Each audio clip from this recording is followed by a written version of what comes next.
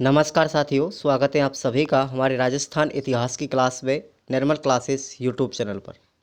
और आज हम मेवाड़ के इतिहास के बारे में अंतिम क्लास को पढ़ेंगे। महाराणा जयसिंह से लेकर के राजस्थान के एकीकरण तक। तो एकीकरण के समय महाराजा भूपाल सिंह थे। और आपने अभी तक हमारे अगर यूट्यूब चैनल को सब्सक्राइब नहीं किया है तो सब्सक्राइब कर लें। प्लेलिस्ट मैंने बना दी है मेवाड़ के इतिहास की। पिछली 5 क्लासों को अगर आप देखेंगे तो आपको पूरी कहानी समझ में आएगी मेवाड़ के इतिहास को लेकर के। तो आप लोग शुरू से लेकर के अंत तक पढ़ेंगे। तो चलिएगा, अब हम शुरुआत कर देते हैं हमारे बचे हुए मेवाड़ के इतिहास की। महाराणा जयसिंह से लेकर के और हम राजस्थान के एकीकरण तक भूपाल सिंह तक पढ़ेंगे। महाराणा जयसिंह के शासनकाल की बात करें साथियों तो 1680 से लेकर के 1698 तक रहा था। इनका राज्याभिषेक 26 जनवरी 1680 को हुआ था कुरत गांव उदयपुर में। औरंगजेब के पुत्र अकबर सेकंड को जयसिंह ने शरण दी और अपने ही पुत्र को औरंगजेब के प्रति भड़काया था। किसने? जयसिंह ने। जयसिंह ने शरण किसको दी थी? औरंगजेब को। औरंगजेब के पुत्र अकबर सेकंड को, और उसी के पुत्र अकबर सेकंड को औरंगजेब के प्रति भड़का दिया था। अब क्या होता है कि 1681 में अकबर सेकंड के साथ में मिलकर के जयसिंह ने मुस्लिम सैनिकों को मारते हुए मांडलगढ़ पर पुनः अधिकार कर लिया। 16 जून 1681 को द्वितीय मुगल मेवाड़ संधि हुई। और किस किस के मध्य में हुई थी? याद रखना, जयसिंह और औरंगजेब के मध्य में। और आपने पहली मेवाड़ मुगल संधि भी पढ़ी है, 1605 ईस्वी में हुई थी। किस किस के मध्य? 1605 में हुई थी अमर सिंह फर्स्ट और जहांगीर के मध्य। तो दोनों ही मेवाड़ मुगल संधियों को आप लोग याद रखेंगे। इस संधि के तहत में औरंगजेब ने क्या किया? जजिया कर को समाप्त कर दिया था। और बदले में जयसिंह को क्या दिया था? बदनौर दिया और मांडलगढ़ वापस दे दिया। ठीक है ना? बदले में जयसिंह को बदनौर और मांडलगढ़ को अजमेर औरंगजेब ने वापस दे दिया। आगे चलते हैं। जयसिंह ने जयसमंद झील का निर्माण भी करवाया था साथियों। और इसी जयसमंद झील को हम डेबर झील कहते हैं। गोमती नदी के पानी को रोक करके इस झील का निर्माण करवाया। और इस झील पर साथियों आपके 7 टापू स्थित हैं। जब हम विस्तार से पढ़ेंगे राजस्थान की झीलों को तो वहां पर इसका पूरा वर्णन मिलेगा। 7 टापू हैं, उनमें से सबसे बड़ा टापू है बाबा का भांगड़ा और सबसे छोटा टापू है प्यारी। और इस झील में गोमती और रूपा रेल नदी का पानी आता है। इन दोनों नदियों के पानी को रोक करके इस झील का निर्माण किया गया था। और इस झील से श्यामपुरा व भाट 2 नहरें निकाली गई थी। और प्रश्न एग्जाम में आया हुआ है साथियों। इस झील से 2 नहरें निकाली गई थी, श्यामपुर और भाट। ठीक है ना? उसके बाद अगला शासक आता है हमारा अमर सिंह सेकंड। अमर सिंह सेकंड का शासनकाल 1690 से लेकर के 1710 तक है। और अमर सिंह सेकंड ने बागड़ तथा प्रतापगढ़ को मुगलों से आज़ाद करवाया था। अमर सिंह सेकंड के शासनकाल में अमरशाही पगड़ी प्रारंभ हुई थी तथा देवारी समझौता भी हुआ था। नोट कीजिएगा इस पॉइंट को। देवारी समझौता कब हुआ था? 1708 में हुआ था। किस किस के मध्य हुआ था वो भी आपको बताएंगे। लेकिन अमरशाही पगड़ी जो प्रारंभ की थी वो अमर सिंह सेकंड के काल में हुई थी। देवारी समझौते के तहत जब उदयपुर में ये देवारी समझौता हुआ तो उसमें आमेर के सवाई जयसिंह, मारवाड़ के अजीत सिंह और मेवाड़ के अमर सिंह सेकंड, इन तीनों के बीच में देवारी समझौता होता है। और इस समझौते के तहत क्या होता है कि जो अमर सिंह सेकंड थे उनकी पुत्री थी चंद्रा कंवर, उसका विवाह किससे हो जाता है? जयसिंह के साथ हो जाता है। ये जयसिंह कौन थे? जयपुर के कछवा शासक थे ये। उसके बाद अगले शासक है हमारे महाराणा संग्राम सिंह सेकंड। ठीक है ना? महाराणा संग्राम सिंह सेकंड। आपने जो महाराणा संग्राम सिंह प्रथम पढ़ा है वो राणा सांगा थे, ये संग्राम सिंह सेकंड हैं। यहां पर कुछ मुख्य बिंदु आपको बताएंगे संग्राम सिंह सेकंड के बारे में। प्रश्न कैसा आता है सुनिएगा। इनका शासनकाल है 1710 से लेकर के 1734 ईस्वी तक। इनका राज्याभिषेक हुआ 26 अप्रैल 1710 को। संग्राम सिंह सेकंड के राज्याभिषेक के समय कौन से शासक उपस्थित थे? जयपुर के सवाई जयसिंह उपस्थित थे। सहेलियों की बाड़ी, बैजनाथ मंदिर और बैद्यनाथ जो प्रशस्ति है उसका निर्माण भी किसने करवाया था? संग्राम सिंह सेकंड ने। और ये एग्जाम में प्रश्न पूछा गया है, सहेलियों की बाड़ी का निर्माण किसने कराया था? संग्राम सिंह सेकंड ने। दुर्गादास राठौड़ को अजीत सिंह के द्वारा मारवाड़ से निष्कासित करने पर संग्राम सिंह सेकंड ने राठौड़ों को विजयपुर भीलवाड़ा की जागीर दी थी और रामपुर का हकीम भी नियुक्त किया था। ठीक है ना, यह आपको याद रखना है। अजीत सिंह सेकंड के द्वारा, अजीत सिंह सेकंड ने जब दुर्गादास राठौड़ को निकाल दिया था तो संग्राम सिंह सेकंड ने ही उनको क्या दी थी? शरण दी थी। और राठौड़ जो वंश था उस दुर्गादास को जागीर दी थी विजयपुर भीलवाड़ा की और रामपुर का उसको हकीम बना दिया। आमेर के शासक सवाई जयसिंह की बात करें तो सवाई जयसिंह के कहने पर उन्होंने होड़ा सम्मेलन का एक आयोजन रखा था कि भाई होड़ा सम्मेलन करवाया जाएगा। यहाँ से प्रश्न कई बार एग्जाम आया हुआ है कि होड़ा सम्मेलन कब हुआ था? 17 जुलाई 1734 ईस्वी में हुआ था, जिसके अध्यक्ष कौन बनाए गए थे? संग्राम सिंह सेकंड थे। ठीक है ना, उसके अध्यक्ष कौन बनाए गए थे? संग्राम सिंह सेकंड बनाए गए थे। और उसके जनक कौन है? सवाई जयसिंह। सवाई जयसिंह के कहने पर ही संग्राम सिंह सेकंड ने होड़ा सम्मेलन का आयोजित करने की नींव रखी थी। 17 जुलाई 1734 को कहा था कि यह होड़ा सम्मेलन होगा, लेकिन 17 जुलाई 1734 से पहले ही संग्राम सिंह सेकंड की मृत्यु हो जाती है। तो अब वो अध्यक्षता कौन करेगा उसकी? अब सुनिएगा, अध्यक्ष करेगा जगत सिंह सेकंड। ठीक है ना। कर्नल जेम्स लॉर्ड ने कहा था कि बप्पा रावल की गद्दी को बचाने वाला मेवाड़ का अंतिम शासक कौन था? संग्राम सिंह सेकंड ही था। ये कथन आपको याद रखना है। अब आते हैं जगत सिंह सेकंड। जगत सिंह सेकंड का शासनकाल है 1734 से लेकर के 1761 तक। इन्होंने पिछोला झील में स्थित जग महलों का निर्माण करवाया था। इनके शासनकाल में ही सर्वप्रथम मराठाओं का प्रवेश होता है मेवाड़ के अंदर। याद रखना, सबसे पहले जो मेवाड़ था उसमें प्रवेश किसके शासनकाल में किया था मराठाओं ने? जगत सिंह सेकंड के काल में। इनके काल में होड़ा सम्मेलन हुआ था। देखो, होड़ा सम्मेलन जो था उसकी नींव रखी गई थी संग्राम सिंह सेकंड के द्वारा, लेकिन संग्राम सिंह सेकंड जी जो थे वो 17 जुलाई 1734 से पहले ही मर गए थे। लेकिन अब अध्यक्षता कौन करेगा? अध्यक्षता करेगा जगत सिंह सेकंड। अध्यक्षता जगत सिंह सेकंड ने की थी और इसके जनक आपको पता है सवाई जयसिंह के कहने पर हुआ था ये। और सम्मेलन का पहले जो अध्यक्ष बनाया गया था वो था हमारा महाराणा संग्राम सिंह सेकंड, लेकिन वो पहले ही मर गए। और जब सम्मेलन का समय आया था 17 जुलाई 1734 को, तो इसकी अध्यक्षता की थी जगत सिंह सेकंड ने। ये प्रश्न आपको कंफ्यूज करने वाला है, याद रख लेना। लेकिन आपसी मतभेद के कारण ये सम्मेलन जो था असफल हो गया। और इस सम्मेलन का उद्देश्य क्या था? मराठाओं के आक्रमण से बचना। याद रखेंगे इसको। उसके बाद आते हैं अरी सिंह। छोटा सा शासनकाल इनका 1761 से लेकर के 1773 तक। अरी सिंह के द्वारा एक लिखित ग्रंथ था जिसका नाम था रसिक शमन। क्या नाम था? रसिक शमन। और ये ग्रंथ जो रसिक शमन था वो नागरीदास के द्वारा लिखा गया था। ये नागरीदास किशनगढ़ के शासक थे, आपने सुना होगा। बनी ठनी शैली जो है इन्हीं के शासनकाल में विकसित हुई थी। तो जो नागरीदास थे उनके द्वारा लिखा गया था इसके चमन के जवाब में। एक ग्रंथ भी लिखा गया था इसकी चमन, वो किसी दूसरे के द्वारा लिखा गया था, उसके जवाब में रसिक शमन ग्रंथ लिखा गया था नागरीदास के द्वारा। किसके शासनकाल में? अरी सिंह के शासनकाल में। अरी सिंह के काल में ही दुश्मन भंजक तोप का निर्माण हुआ और इनके द्वारा एक बटालियन बनाई गई थी जिसको हम अरी बटालियन कहते हैं। अरी सिंह ने कोटा के शासक थे झाला जालिम सिंह, उनको शरण दी थी और चीताखेड़ा की जागीर प्रदान की थी। अरी सिंह की मृत्यु के बाद बूंदी के शासक अजीत सिंह के द्वारा जंगल में कर दी गई थी। भाई अरी सिंह किसके द्वारा मारा गया था? बूंदी के शासक थे अजीत सिंह, उनके द्वारा इनकी मृत्यु हो गई थी। बूंदी के शासकों के साथ में जो भी जाता है ना वो वापस आता ही नहीं था, ऐसा माना जा रहा है इतिहास के अंदर।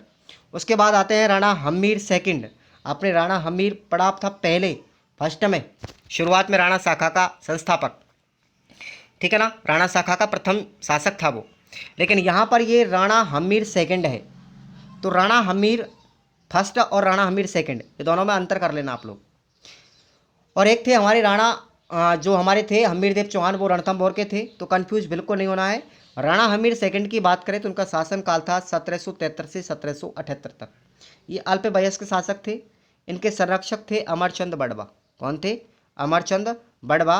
लेकिन राणा हमीर सेकंड की माँ के द्वारा अमरचंद बड़वा की हत्या कर दी जाती है और स्वयं उनकी माता ही उनका लालन पालन करती है और शासन चलाती है। उसके बाद आते हैं महाराणा भीम सिंह। इंपॉर्टेंट है भीम सिंह, याद रखना। ये 1778 से लेकर के 1828 तक इनका शासनकाल रहा और इन्हीं के शासनकाल में आश्रित पार्थक्य की संधि की शुरुआत हुई थी। तो याद रखना, सबसे पहले राजस्थान में आश्रित पार्थक्य की संधि करने वाले शासक कौन थे? महाराणा भीम सिंह से। ठीक है ना।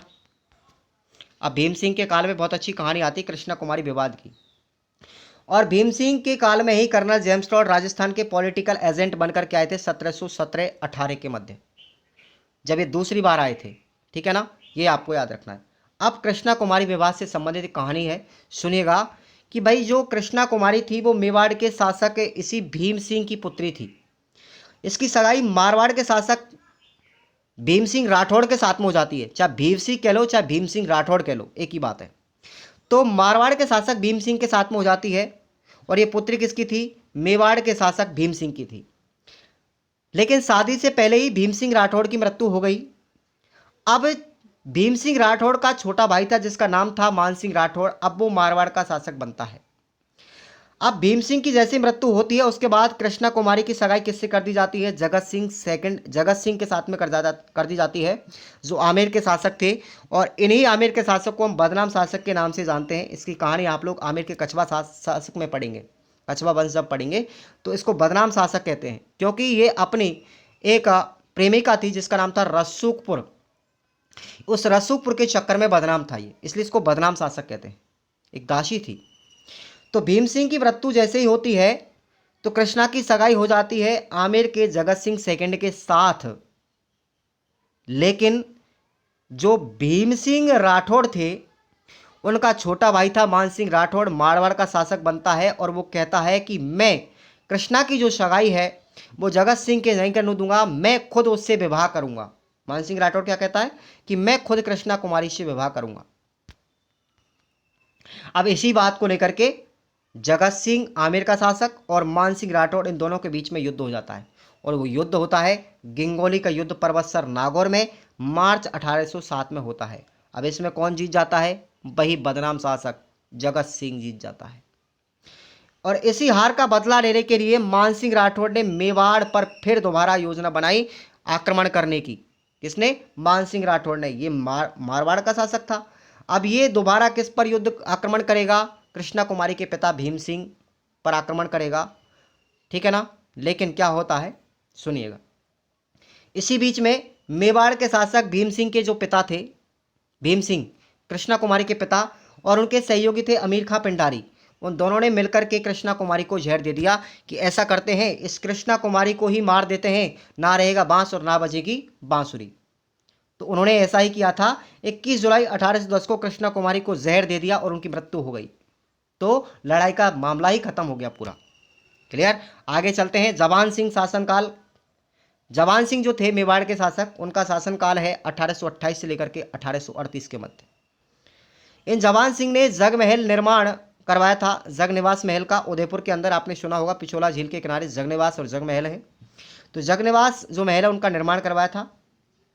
नोट याद रखना कि जवान सिंह के शासनकाल में ही नेपाल के गोहिल वंश के शासक राजेंद्र विक्रम शाह मेवाड़ की धरती पर आए थे।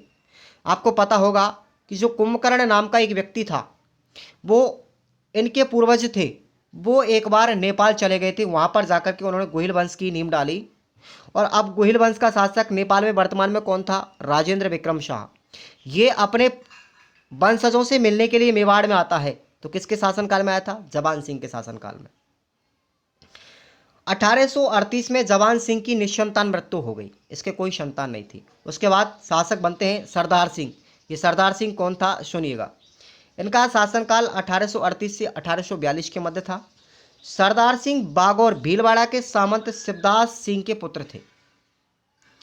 इनके काल में MBC यानी मेवाड़ भील कोर की स्थापना 1841 में हुई थी। और ये प्रश्न नोट कर लो आप लोग कि मेवाड़ भील कोर की स्थापना किसके शासनकाल में हुई थी? सरदार सिंह के काल में हुई थी। MBC का मुख्यालय कहां पर है साथियों? बात करें मेवाड़ भील कोर का तो वो खेरवाड़ा उदयपुर में है।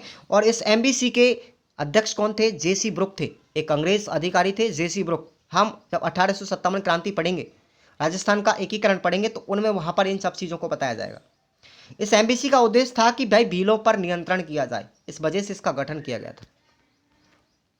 अगले शासक हैं हमारे महाराणा स्वरूप सिंह, इंपॉर्टेंट है, याद रखेंगे। 1842 से लेकर के 1861 तक इनका शासनकाल रहा और 1857 की क्रांति के समय मेवाड़ के शासक कौन थे? स्वरूप सिंह ही थे। ये प्रश्न कई बार एग्जाम में पूछा गया है। स्वरूप सिंह जो थे वो सरदार सिंह के दत्तक पुत्र थे। सरदार सिंह के कोई पुत्र नहीं था, इसलिए उन्होंने इसको गोद लिया था और स्वरूप सिंह को शासक बनाया।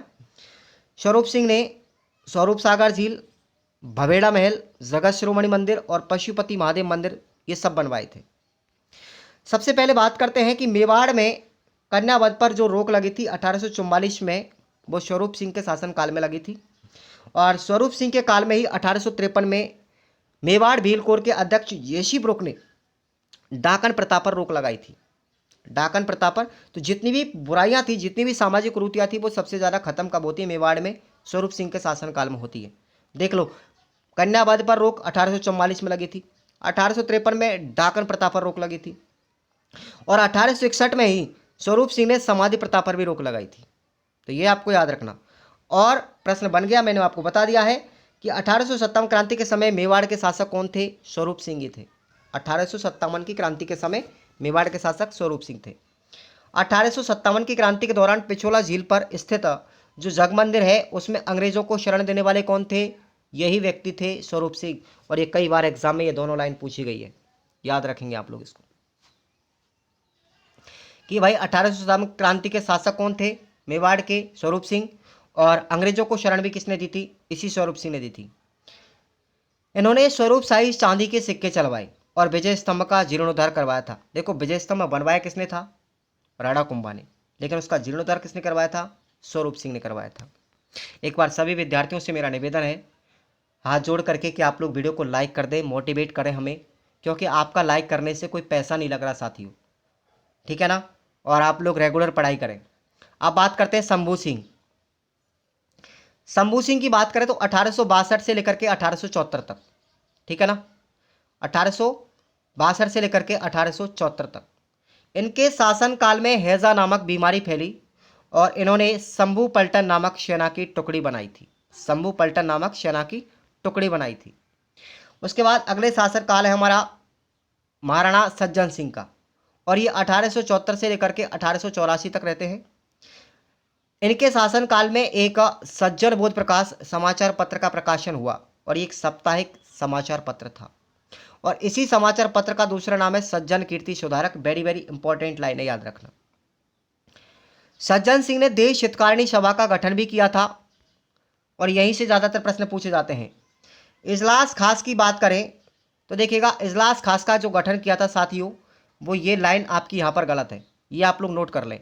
इजलास खास का गठन किया था, ये गलती से लिखा हुआ गया, इसका नाम है शंभू सिंह। कौन है? शंभू सिंह ने किया था इजलास खास का गठन, ठीक है ना। तो यहाँ पर आप पढ़ेंगे, यहाँ पर शंभू सिंह, तो यहाँ पर लिख लेना आप लोग इजलास खास का गठन किया गया था। आप इसीलिए तो कहता हूँ वीडियो देख लेना आप अच्छे से। इजलास खास का गठन किया गया था। इन्होंने महेंद्र राज सभा का गठन किया। किसने? सज्जन सिंह ने। न्याय के मामलों के लिए पुलिस विभाग का भी गठन किसने किया था? सज्जन सिंह ने। और प्रथम पुलिस अधीक्षक जो बनाया गया था, जिसको बोलते हैं एसपी, सुपरिटेंडिंग पुलिस ऑफिसर, वो थे इनके शासनकाल में अब्दुल रहमान खान। तो राजस्थान के प्रथम एसपी कौन है? अब्दुल रहमान खान। इन्होंने सज्जन विलास पुस्तकालय का और सज्जन यंत्र का निर्माण करवाया उदयपुर के अंदर।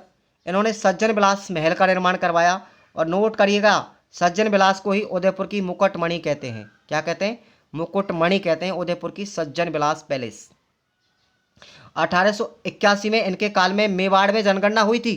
मेवाड़ में सबसे पहले जनगणना कब हुई थी? 1881 में सज्जन सिंह के शासनकाल में की थी। किसने? लॉर्ड रिपन के द्वारा। इनके काल में ही स्वामी दयानंद सरस्वती मेवाड़ आए थे। किसके? सज्जन सिंह के काल में।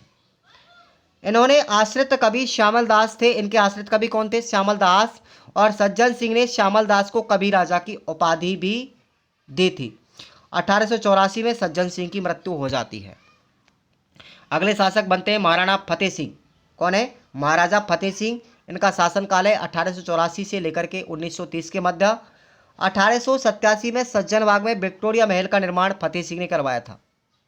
और 1889 में ड्यूक ऑफ कनॉट के भारत आगमन पर फतेह सिंह ने इनके हाथों फतेह सागर झील की नींव भी लगाई थी।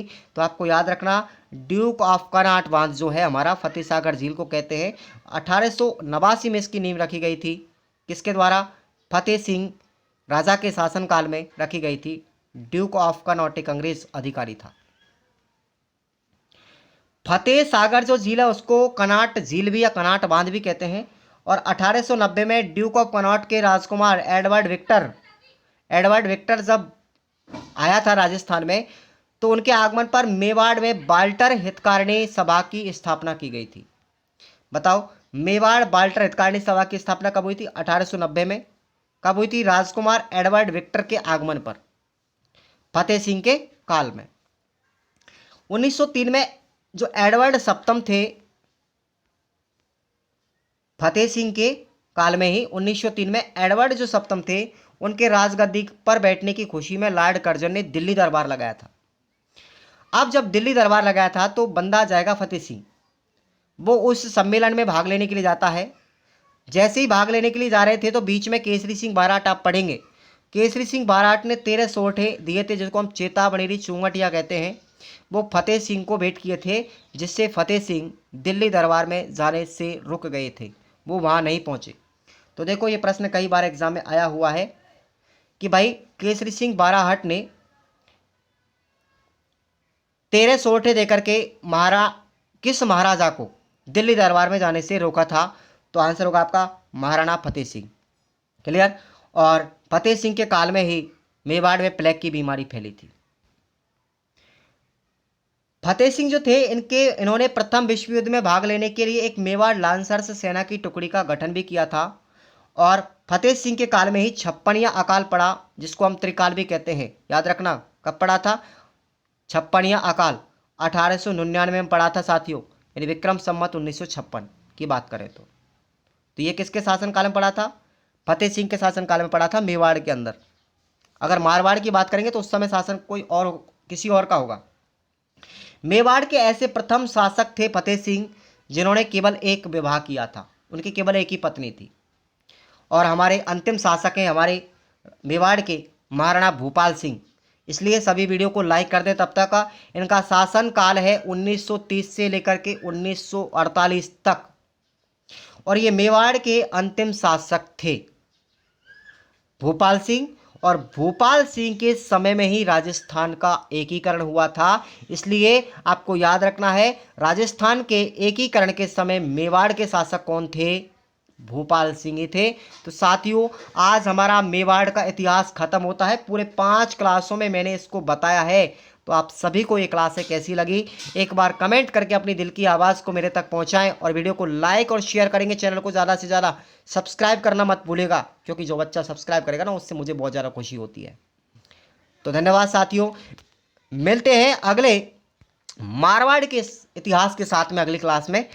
तो चलेगा, शुरुआत जल्दी ही करेंगे कल से, और चिंता मत कीजिएगा, मैं आपके साथ हूँ। आपका पूरा syllabus, history, geography, culture, REET, maths, pre, सब कुछ करवाऊंगा मैं। उसकी चिंता मेरे पे छोड़ दीजिए। बस आप तो प्लेलिस्ट बना दी है, वहाँ से वीडियो लगातार देखते रहें, और एप्लीकेशन को डाउनलोड कर नोट्स डाउनलोड कर लें। आपके लिए इतना बहुत है। धन्यवाद।